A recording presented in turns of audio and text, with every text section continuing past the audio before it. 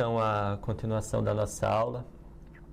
Como eu falava, entramos agora num assunto muito importante, ao mesmo tempo muito interessante e muito bonito, né, do latim, que é o assunto do que nós chamamos, né, de particípios. Comecemos com uma frase aqui do próprio exercício, né? Vamos aqui à lousa, né? Então a gente tinha essa frase aqui, né? Canis nadans vidit simulacrum suum. Para resumir aqui, para não nos distrairmos, né, com os detalhes menos essenciais. Mas eu espero que ainda te lembres, né, da leitura que fizemos desta frase. O nosso verbo é vidit, né, ou vidit. E nós temos um sujeito, canis, né, e um objeto, simulacrum. Então, uma frase bem simples, bem didática, né? Temos um sujeito que está no nominativo, o cão. Alguém viu, né? Quem viu? O cão viu, porque está no nominativo, não porque vem primeiro, né? Porque está no nominativo. E o cão viu o quê? Viu uma imagem, né? Um simulacrum. A sua imagem, né? E aqui temos um possessivo adjetivando o simulacrum. Só que aí temos esta palavra aqui, natans. Ela que nos interessa aqui. Nós conseguimos entender, traduzimos, né, dizendo assim, um cão nadando, ou um cão que estava nadando, ou enquanto estava nadando, viu a sua imagem. Bem, nosso objetivo aqui é explorar esta palavrinha aqui, natans. Então, quando vimos no vocabulário, vimos lá assim, né? Natans, natantes. Então, ela está apresentada na forma de nominativo e genitivo. E tem esse genitivo em IS, que indica que ela é de terceira declinação, né? Ou seja, ela declina, né? Sendo que o sentido dela é de um verbo, né? E ela de fato vem do verbo nadar. Existe o verbo nadar. O verbo é este, né? Nato, natare. Cadê? Natare. Que dá o natans, natantes. Então, né? Para entender como funciona, vamos variar um pouco essa frase aqui. Em vez de dizer que eu vi que o cão nadando viu a sua imagem, né, a gente pode dizer o seguinte: pode dizer, eu vi, né, vide, agora eu coloquei na primeira pessoa, né, o verbo no perfeito, eu vi um cão, né? Aqui uma frase bem simples, né? Do mesmo jeito que aqui eu poderia só dizer um cão, né? Um cão viu a sua imagem, né? Aqui eu posso dizer eu vi um cão. Agora, se eu quiser, como na frase de cima, dizer que o cão estava nadando, como é que eu posso fazer isso? Eu uso a mesma palavra, né? Natans, só que eu não falarei natans, eu falarei natantem. O que é que mudou de cima para de baixo, né? De natans para natantem. Mudou o caso. Então, quer dizer, esta palavra, ela concorda em caso com o substantivo que ela está adjetivando, ou seja, ela funciona exatamente como um adjetivo, né? A gente pode dizer assim, morfologicamente, ela é rigorosamente um adjetivo.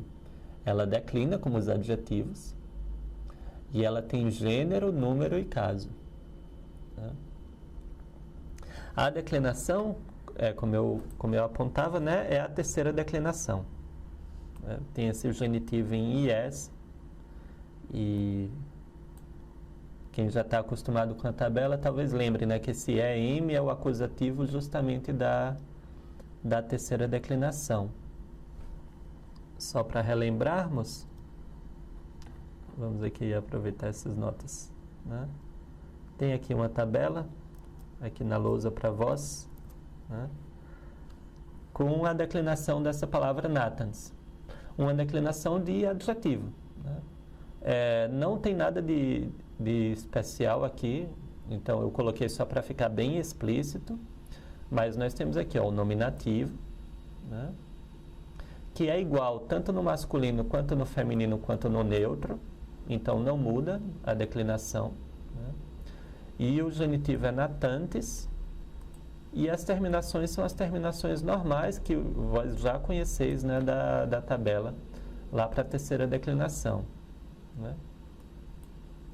Essas terminações aqui não são novidades para a gente, né?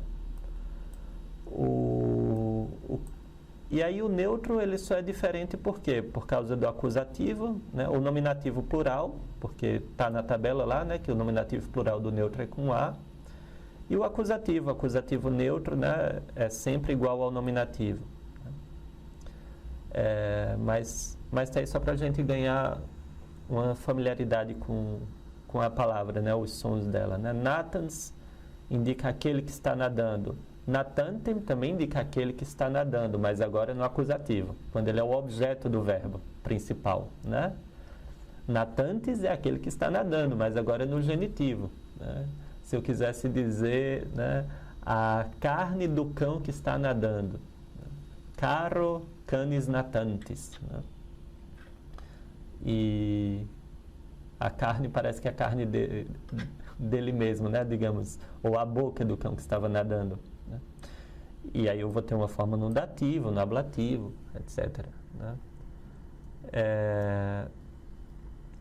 Então ele se comporta como um adjetivo, só que o substantivo que ele tiver concordando vira o sujeito de um verbo, né, do verbo nadar.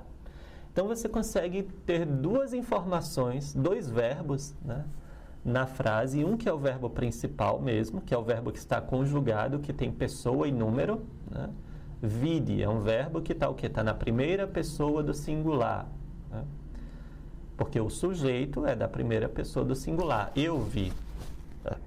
Desculpa o microfone. Eu vi o quê? Vi um cão. Só que além de dizer que eu vi um cão, eu adiciono a informação de que o cão estava nadando, né? Eu poderia adicionar informação com adjetivos, né, normais. Eu poderia dizer que eu vi um cão enorme, eu vi um cão bonito, né, um canem pulchrum, né? Eu poderia dizer que eu vi né, um cão morto, talvez, ou eu posso dizer um cão que estava nadando, né?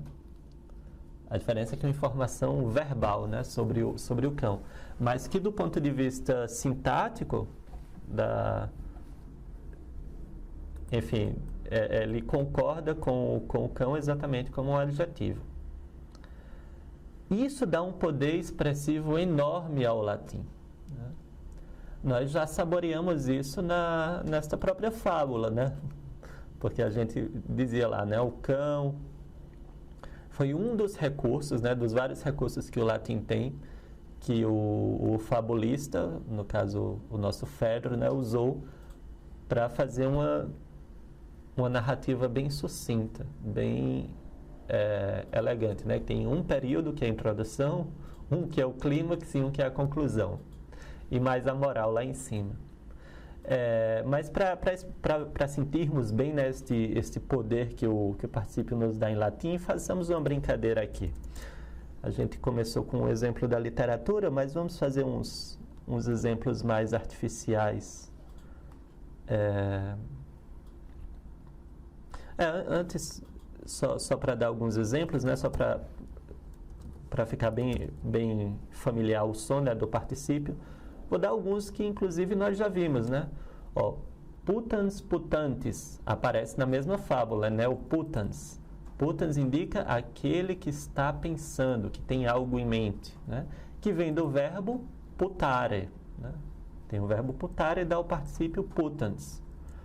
Ou outro particípio, digamos, videns, né? Videns, videntes, aquele que está vendo, que vem do verbo video, né? Ou um particípio agora No título nós temos ferens, ferentes, né? Lá no título aparece no nominativo também, né? É o cão que está carregando, né, um pedaço de carne.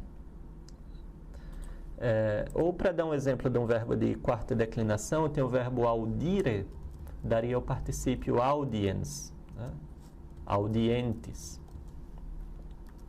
Então deu para sentir, né? O nominativo sempre termina com NS, ou é ans, ou é ens, né? E o genitivo é sempre antes, entes, né? E os outros casos vão seguir a terceira declinação normal, como já conhecemos, né?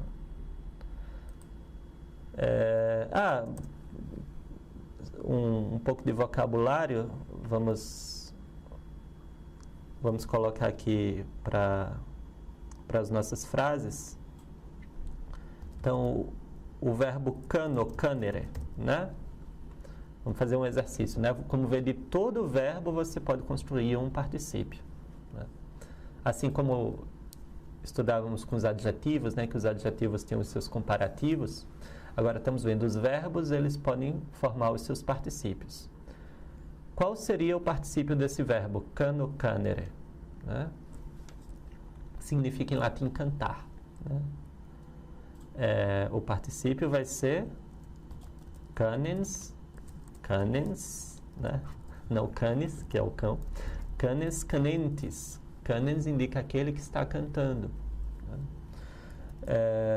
Se o verbo fosse laboro, laborare, é um verbo agora com A, né? Um verbo da primeira conjugação, na primeira conjugação. Como é que fica o particípio? O particípio fica com A também, né? Laborans, laborantes. Né? Se pegarmos agora um verbo com I, né? Venio, venire. Como é que fica o particípio? O I continua, né?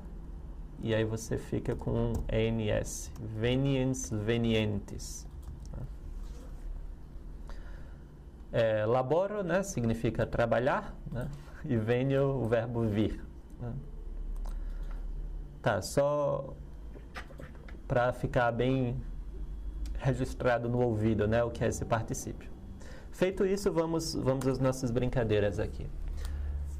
Como podemos começar? Começamos então com a frase daquelas bem simples, né? Sujeito, verbo e objeto.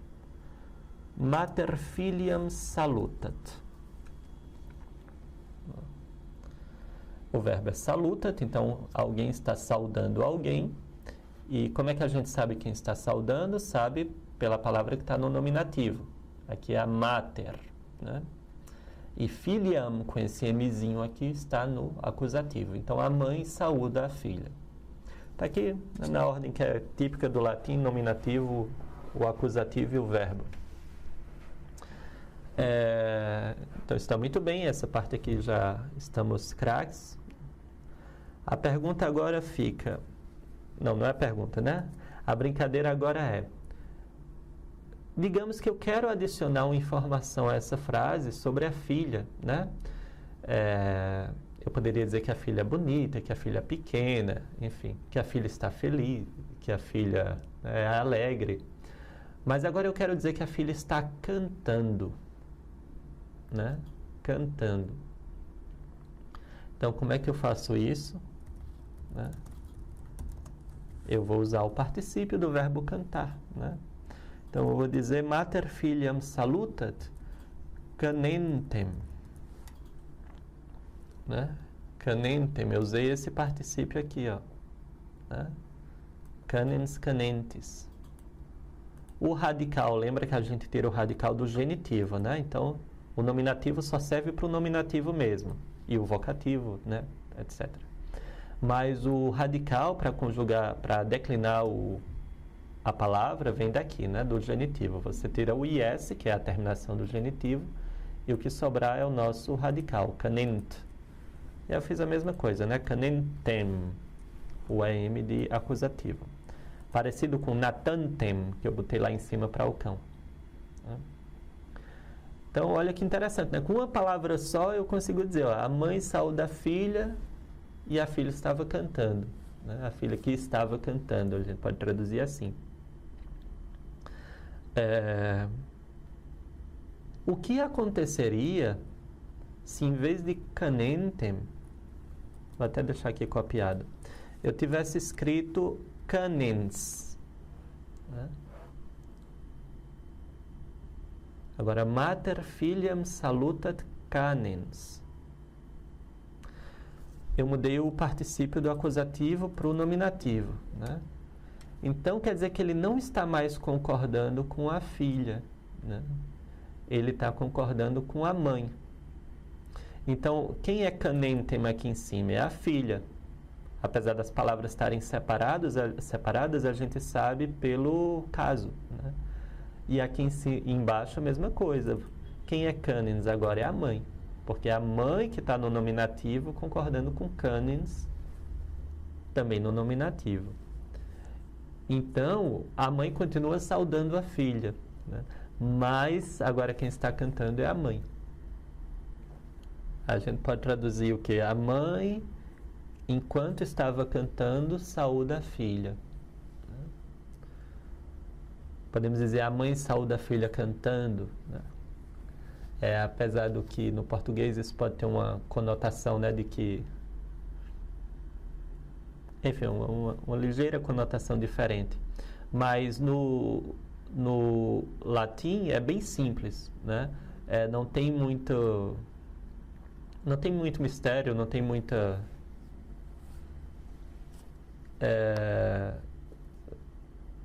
acho que pode dizer assim, não tem muita sutileza, né? É bem simples assim, eu estou dizendo que a mãe saúda a filha e ao mesmo tempo eu estou dizendo que a mãe está cantando. O que é que você deduz daí? Você pode deduzir algo pelo contexto, mas a informação que está na frase é essa. Da mesma forma que na frase de cima eu só estou dizendo que a mãe saúda a filha e que a filha está cantando, né? Eu posso inclusive dar uma informação sobre cada uma, né? Eu posso fazer o seguinte, ó, mater filiam salutat, digamos assim, canentem laborans, né? E agora? O que é que eu estou dizendo? Dois particípios aqui, né? Canentem significa quem está cantando e laborans significa quem está trabalhando, né? Labor é o trabalho. Deu em português colaborar, né? Colaborar é trabalhar junto, né? Elaborar, enfim, outros verbos. Então, olha, canentem está no acusativo, então está concordando com a filha. Então, quem está cantando é a filha. E laborans está no nominativo, está concordando com a mãe. Então, quem está trabalhando é a mãe, né? E o que é que está acontecendo? A mãe está saudando a filha. Esta é a ação principal, salutat, né? A mãe sauda a filha. Só que eu digo, ó, a filha estava cantando e a mãe trabalhando. E aí a mãe saúda a filha. Tudo ao mesmo tempo. Na verdade, é interessante que podemos até acrescentar uma personagem aqui à história, não é? Se eu quiser dizer agora, nesta mesma cena, olha, tudo isso é uma oração só. Quer dizer, é um período... É uma oração principal, a gente pode dizer, com orações subordinadas, né? No português, né? Porque assim, que eu construo usando simplesmente essa palavra especial aqui, que chamamos de particípio presente. Se eu quiser agora acrescentar nesta mesma frase, sem terminá-la, né? Dizer agora que enquanto tudo isso estava acontecendo, digamos, o pai estava dormindo, né? Ó, como é a brincadeira? A brincadeira é, começando com uma frase simples, eu posso pendurar um particípio em qualquer elemento dela. Se ele for o sujeito, eu coloco no nominativo. Se ele for o objeto, eu ponho no acusativo. Se ele fosse um dativo, eu colocaria no dativo, e assim por diante, né? Só que se eu quero agora colocar o pai dormindo, e o pai nem está no meio da história, mas eu quero dizer só que está acontecendo ao mesmo tempo, né, como uma situação, um contexto, ou um tempo mesmo. O latim gosta de fazer isso usando o ablativo. Né? Como é que a gente faria? A gente pode pegar essa frase do jeito que ela está aqui, né? E colocar agora, ó, patre dormiente.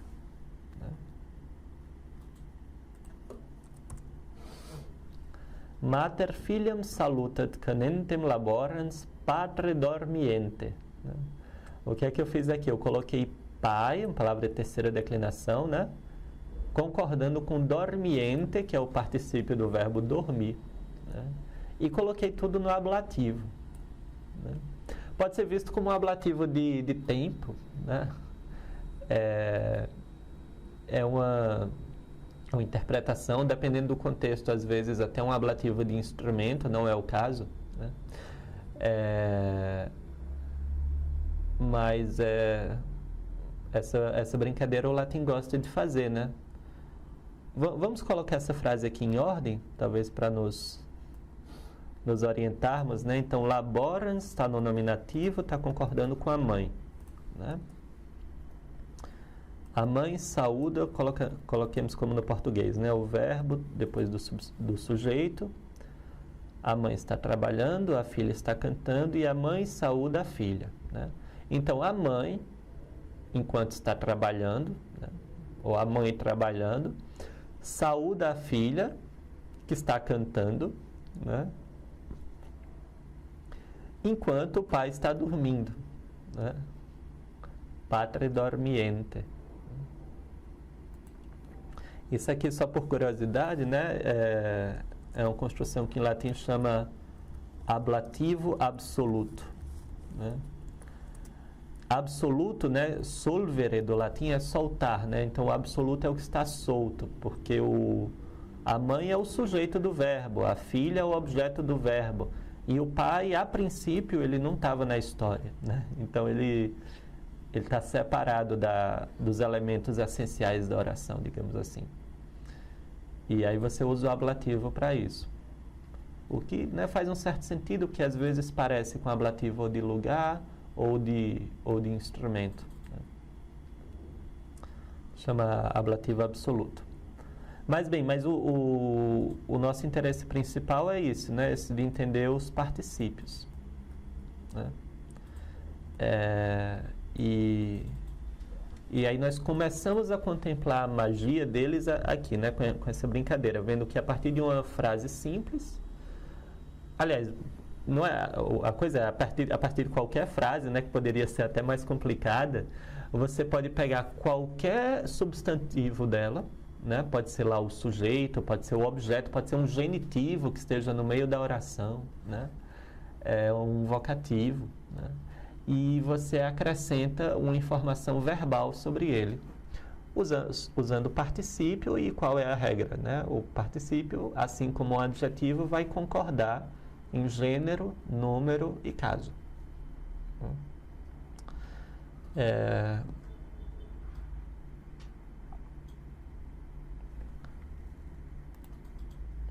Sendo que, né, aqui a gente ainda fez coisas simples, porque nós só colamos lá o particípio como se ele fosse um adjetivo, mas ele continua tendo um sentido de verbo. E é isso que pode tornar a frase interessante. Veja, ó, não tem mais muito para explicar de teoria. A gente está só explorando as consequências do que nós vimos, né? O particípio é isso, é esta forma do verbo que funciona como adjetivo e permite que você encadeie a ideia, né, numa oração mais simples, articulando um verbo principal com esse verbo no particípio. Mas vamos olhar agora este exemplo aqui. Não sei se lembrais ainda, é uma boa hora, inclusive, de revisarmos, né? Talvez eu pretendo colocar nos exercícios, né, se eu já não coloquei. Um dos primeiros textos que lemos, né, que foi o texto lá sobre a Gruta da Inveja, no latim, né, no original de Ovídio. Mas aqui, deveis lembrar, tinha uma frase mais ou menos assim. Lá as palavras não estavam nessa ordem, né? Mas aqui para facilitar a nossa leitura. Minerva invidiam videt edentem viperias carnes. Com a pronúncia lá clássica, né? Minerva invidiam videt edentem viperias carnes. Acho que, né, mesmo quem não lembra do exercício da leitura, que na época fizemos sem saber latim nenhum, né? A gente nem sabia, nem tinha estudado nem os casos, mas agora já deveria estar reconhecendo um bocado de coisa aqui, né? Então, qual é o nosso verbo? Nosso verbo é videt, né? O verbo ver. Aqui está no presente. O sujeito é Minerva. Lá no texto aparece a metuenda virago, né? E a varoa, né? A temível varoa, que está no nominativo. Então, Minerva vê a inveja. Note, a informação essencial, digamos assim, o núcleo, o grosso da oração está aqui, né? O sujeito, verbo, objeto. Minerva vê a inveja. A inveja está no acusativo. E aí tem esse edentem, né? O que é esse edentem? É um particípio, né? Particípio do verbo edo edere, que significa comer, né? O verbo edere. Em português ficou com o verbo comedere, que deu o nosso comer, né? Que significa... Comedere é comer junto em latim, né? Comedere, o com de junto, né? Então, nosso comer é sempre um comer em família, né? Mas edere em latim significa comer, né? E aí edentem. Está no acusativo porque quem está comendo, né? Na época a gente fez muitos raciocínios, né? Para ver o que é que fazia sentido na história. Mas aqui a gramática nos aponta mais diretamente. Nem sempre a gramática nos aponta diretamente as coisas, e o raciocínio contextual, como eu explicava na época, acompanhar-nos até durante toda a nossa carreira do latim, né? Não falo nem deste curso, né? Porque eu sei que continuareis lendo latim. Mas agora, já conhecendo, né, as declinações e agora os particípios, nós aprendemos que o edentem está no acusativo, concordando com invidiam. Então, quem está comendo? A inveja está comendo, né? Então, Minerva vê a inveja comendo. Só que aqui é interessante, né? Comendo o quê? Carnes vipéreas. Nós temos um objeto, mas não é o objeto do verbo videt, né? O objeto do verbo videt é invidiam. Viperias carnes é o objeto do verbo edentem. Não do verbo, né? Do particípio. Mas o particípio, tendo um sentido verbal, podemos dizer, ele é semanticamente, né? O significado dele é de verbo. Ele continua tendo os complementos de um verbo, né? Então, se o verbo é transitivo, como o verbo comer é transitivo, ele vai pedir um objeto que está no acusativo. E aqui, então, mesmo sabendo toda essa gramática que agora estamos consolidando, né, nesta aula,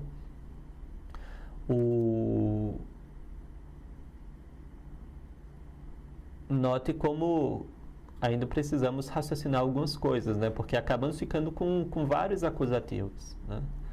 Minerva está no nominativo, mas todo o resto é acusativo. Invidiam, edentem, vipéreas e carnes, né? as carnes vipéreas acabam sendo o objeto do objeto, né? Que edentem faz parte do objeto, né? Invidiam edentem. Minerva vê a inveja comendo, e a inveja está comendo o quê? As carnes vipéreas. Você lendo aqui pela primeira vez, você poderia considerar a possibilidade. Minerva vê as carnes vipéreas. Poderia imaginar que isso seria o objeto de videt, né? Poderia ser, porque é um acusativo, né? Mas aí você ficaria com esse invidiam edentem fora de lugar. Aí você sabe que o edentem está concordando com invidiam porque está no singular, né? Invidiam edentem está no singular, viperias carnes está no plural. Então, de toda forma, né, a gramática não dá direto a estrutura da frase. Você teria que pensar um pouco, né? Claro, enquanto você não está com tanta prática no latim que isso já aconteça automaticamente, mas vamos com calma. Mas então, está clara essa frase, né? Depois de compreendida, ela é bem simples, né? Agora, é interessante ver como o particípio permite esse tipo de coisa, né? Pode ter um objeto de um outro objeto, né? E assim poderia ser com qualquer frase, né? Acho que dá para começar a imaginar o que é que pode aparecer por aí. Mas não precisam ser coisas complicadas. Inclusive, um exemplo que vimos foi num exercício que muita gente costuma achar até fácil, né? Pelo menos comparado com o resto que vemos no curso, que é lá do Evangelho de Marcos, né? Acho que o último versículo que líamos era algo como Jesus ascendens de aqua vidit, né? Apertos celos. Vamos resumir aqui, né? Ele viu os céus abertos, mas ele viu também o Spiritum, né? Tamquam columbam descendentem et manentem, né? Na versão lá clementina, né? Descendentem et manentem in ipso. No nosso exercício, imagino que estava assim, né? Jesus ascendens de aqua vidit spiritum tamquam columbam descendentem et manentem in ipso. E aí, não sei se lembrais da tradução, né? Então, era Jesus erguendo-se, né? Levantando-se da água. Lá dizia, et statim ascendens de aqua, né? Porque era a continuação de uma frase maior, mas aqui está resumido. Então, Jesus se levantando da água, viu, o verbo que está repetindo aqui bastante, né? Viu, e aí vem o objeto, no acusativo, viu o Espírito. Viu o Espírito assim como uma pomba. E aí, columbam, como está concordando com o Espírito, também está no acusativo. E aí vem esta pomba, ou este Espírito, estava descendo e permanecendo, né, nele, né, in ipso. Um locativo, né, digamos, pousando nele, né, descendo e permanecendo. Então, agora nós já sabemos, né? Essa frase aqui tem um bocado de particípios. Consegues identificá-los, né? Ascendens, descendentem e manentem.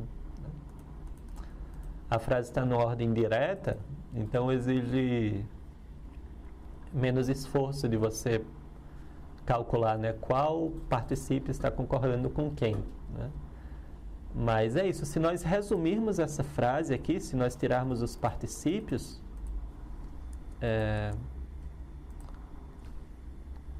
um momento aqui com a lousa, houve um pequeno incidente.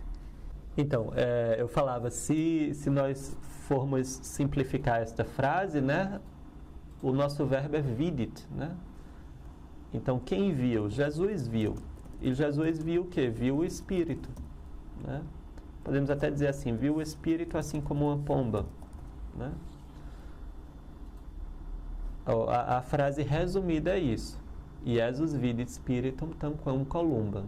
E aí eu usei os particípios para acrescentar informações, né? Aqui eu acrescentei a informação que Jesus estava se levantando. E se levantando de onde? Da água. E isso que é interessante, né? O de aqua é uma expressão com preposição, né? Aqui eu estou usando a preposição de, que tem um sentido de origem, no movimento vertical, né? Eu até falava, né? Que está completando o quê? O verbo viu? Não, está completando o verbo ascendens, ou particípio, né? Que tem um sentido verbal. Então, de aqua está se referindo ao ascendens, levantando-se da água, né? A gente pode usar umas vírgulas aqui só para organizar logicamente o texto, né? Apesar de que elas não são estritamente necessárias aqui. Então, o Jesus se levantando da água. De aqua se refere ao ascendens. E o ascendens está no nominativo porque concorda com Jesus, né? Já o descendentem está no acusativo porque concorda com a columbum ou com o espírito, né? E o manentem é a mesma coisa. E o in ipso, né, está completando o manentem, né? Permanecendo nele, né?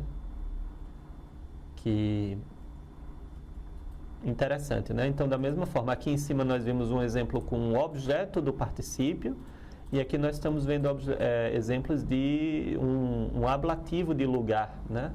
Do particípio, né? Permanecendo onde? Nele. Levantando-se de onde? Um ablativo de origem, né? Da água, com preposições.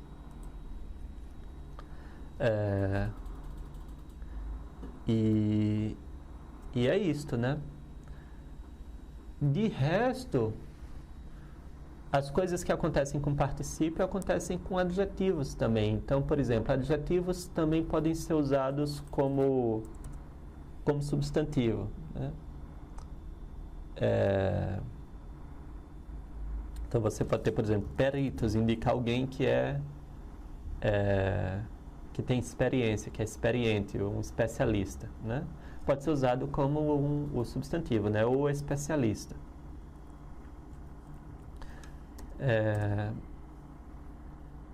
E a mesma coisa pode acontecer com os particípios.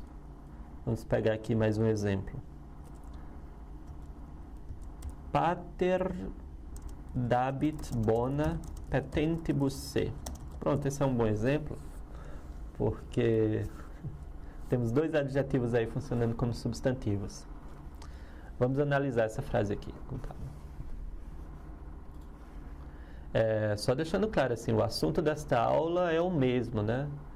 Às vezes o aluno vê, eita, essa aula teve bastante coisa. Eu estou só dando muitos exemplos para ficar bastante claro o único assunto, né, dessa explicação, que são os, né, vale a pena escrever aqui na lousa, né?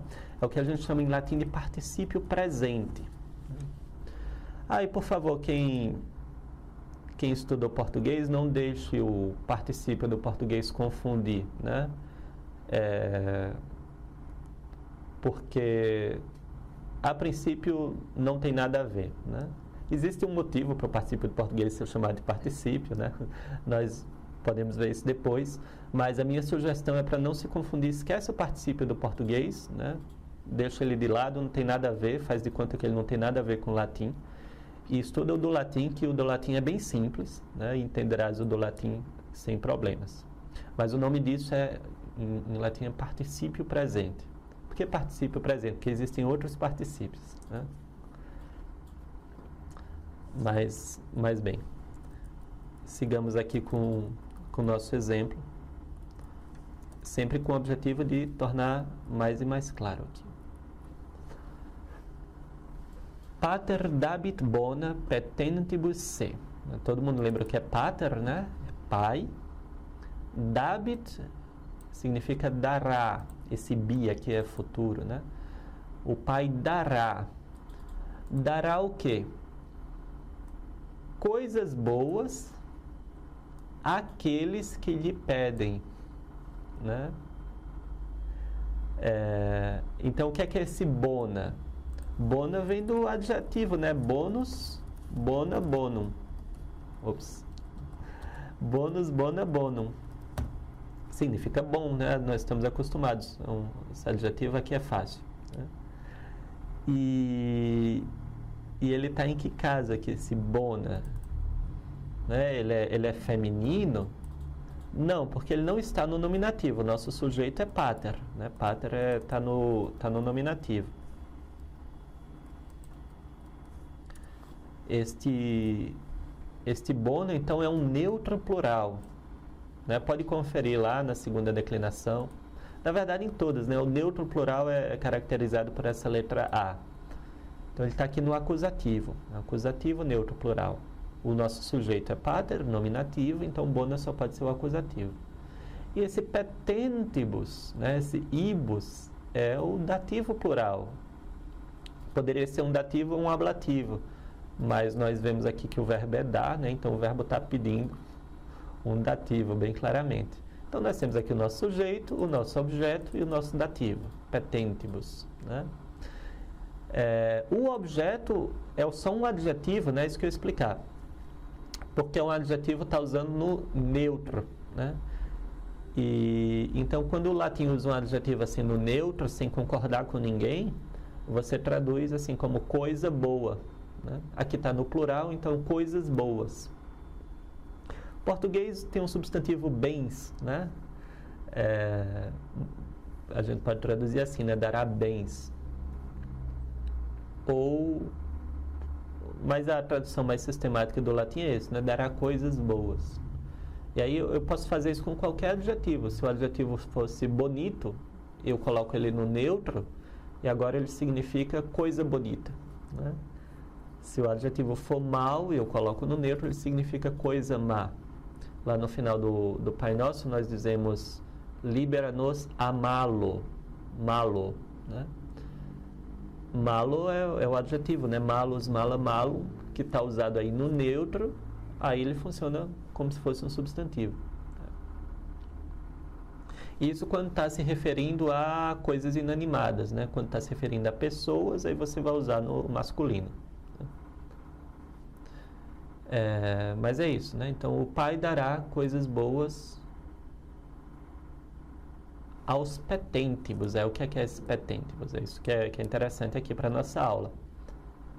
Petentibus, seu vídeo já deve estar treinado, né? É um particípio, o particípio petens, petentes, que vem do verbo peto, petere. Aparece lá na fábula do cão, né? De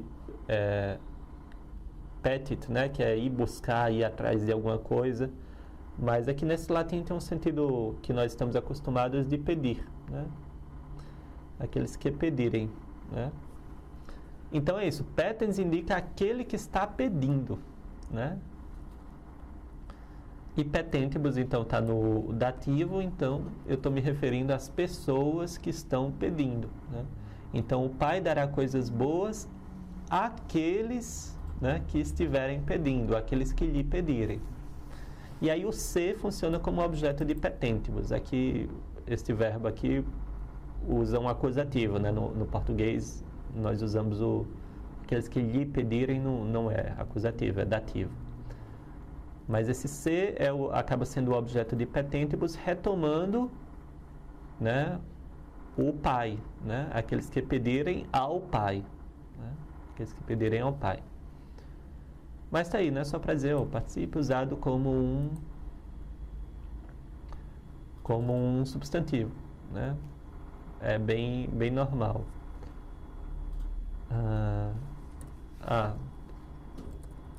Esse aqui, né, tá no Magnificat, né? Exorientes implevit bonis. Não, depois desta aula, se fores ler textos em latim em geral, começarás a ver um bocado de particípios. Eles são bem comuns, né? Apesar de que são muito, muito poderosos e são a marca assim, da língua latina, né? Exorientes implevit bonis. Impleu, né? O verbo que deu encher, né? Implere, né? Impleu, implere. Esse é longo, né? É o nosso encher. Em latim, o PL, quando vai para o português, vira CH, né? Então, implere, encher, né? Plenos, cheio, né? Pleno, cheio. Então, encheu, né? Encheu quem? Encheu os exurientes. Isso é um particípio. Vem do verbo exúrio. Exurire significa ter fome, né? Passar necessidade, né? Exúrio é ter fome. Então, o que é um exuriens? É aquele que está com fome, né? Aí nós podemos traduzir em português com adjetivo, né? Podemos dizer os famintos, né? Mas aqui é um particípio normal do latim, né? Aqueles que estão sentindo fome, ou aqueles que estavam sentindo fome, encheu. E encheu de quê? Né? Um ablativo. Implevit bonis. Mesma coisa, né? Encheu de coisas boas, encheu de bens, né? O ablativo aqui de instrumento para o verbo encher é o mesmo ablativo que aparece na Ave Maria, né? Ave Maria gratia plena, né? Gratia plena. O plena está concordando com Maria, é um vocativo, né? Mas esse gratia é um ablativo, né? É cheia de quê, né? Cheia de quê? É o instrumento do qual ela foi enchida, né? De graça. Então, aqui é a mesma coisa, né? É bem tranquilo de entender, né? Assim, é bom dar um exemplo, que já que eu expliquei tanto assim como adjetivo, lembrar que, assim, pode ser usado como substantivo, mas isso não é específico do particípio. Os outros adjetivos também fazem isso. Então, acho que está muito bom, né? Faremos uns exercícios para praticar. É bom, inclusive, uma boa ideia é pegar lá o trecho do Evangelho de São Marcos e prestar atenção agora, né? Com essa sensibilidade a esses particípios. Aliás, quem estiver animado pode pegar todos os textos anteriores e ir caçando os particípios presentes, né? Esses particípios que nós estudamos são chamados particípios presentes. E o resumo é isso: todo verbo do latim ele forma essa palavra chamada particípio presente, que ele sempre é formado desse jeito, né? Como vimos aqui, o verbo exúrio, aí ele forma o particípio exuriens, exurientes. Ele tem sempre essa terminação com ns no nominativo, e no genitivo esse s vira um t, né? Entis, entis. E aí a declinação, vocês veem, é a terceira. E o sentido dele é o sentido do verbo, né? Sendo que ele não funciona mais como um verbo, ele não tem pessoa, ele não tem, né? não tem particípio de primeira pessoa, de segunda pessoa, não. Agora ele tem caso, né? O verbo não tem caso, o particípio tem caso. E tendo caso, ele pode predicar, né, digamos assim, ele pode predicar qualquer termo da oração. Se ele estiver no nominativo, ele está falando do sujeito. Se ele estiver no dativo, ele está falando do substantivo que estiver no dativo. Se ele estiver no genitivo, ele está falando do substantivo que estiver no genitivo, né? Uma coisa interessante é que, apesar de chamar particípio presente, né, nem sempre, quer dizer, chama-se presente, né, mas não tem nada a ver com o tempo dele ser no presente. Vamos pegar essas duas frases aqui, essas últimas que vimos, né? O Pai dará coisas boas àqueles que lhe pedirem, né? O ato de pedir está no futuro, né? Por quê? Porque o ato de dar também está no futuro. Então, o tempo do particípio não é que ele é presente, é que ele é concomitante ao verbo principal. Ele vai ter alguma simultaneidade. Mesmo que aqui tenha uma sequência, né? Primeiro você pede, depois ele dá, mas tem tem um ponto de contato aí entre as ações, né? Então, o ato de pedir está num tempo, né, que toca o tempo da ação principal, que é o tempo de dar. E aqui, mesma coisa, né? Encheu de bens aqueles que estavam passando fome, né? O ato de passar fome agora está com certeza no passado, mas esse ato está num tempo coerente com o tempo do implevit, né? As pessoas estavam passando fome, né? Nossas almas estavam famintas, definhando, né? E estão ainda, né? Mas ele está pronto para encher de bens, né? Encher, né? Encher. Não é só sustentar, né? Dar uma esmola, não. Encher de bens. Mas o tempo, aqui a frase está no passado, né? Como Nossa Senhora cantou, o tempo do passar fome toca o tempo do encher de bens, né? E é isso, né? Se vires as outras frases, a lógica é sempre essa. Então, chama particípio presente, a gente poderia chamar de um particípio concomitante, né? Acho que o professor Rafael usa essa denominação. Mas o nome tradicional da gramática, né? Todos nós continuamos usando, particípio presente. E é isso, né? Ou seja, funciona como um adjetivo, declina, qual é a declinação? É a terceira, traduz-se como um verbo. Traduzindo-se como um verbo, ainda pode pedir um acusativo, um dativo, né? Se o verbo pede um acusativo, um dativo, o particípio vai continuar pedindo. E isso cria umas estruturas sintáticas que podem ficar bem interessantes. Mas não precisa ser complicado, né? Pode ser usado de forma muito, muito elegante.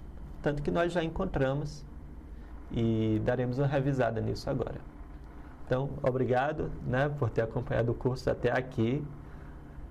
Estamos aqui numa parte bem empolgante. Falaremos mais de particípios, dos outros particípios do latim, nas próximas aulas. Mas, por enquanto, vamos dar uma pausa, fazer uns exercícios e até a próxima.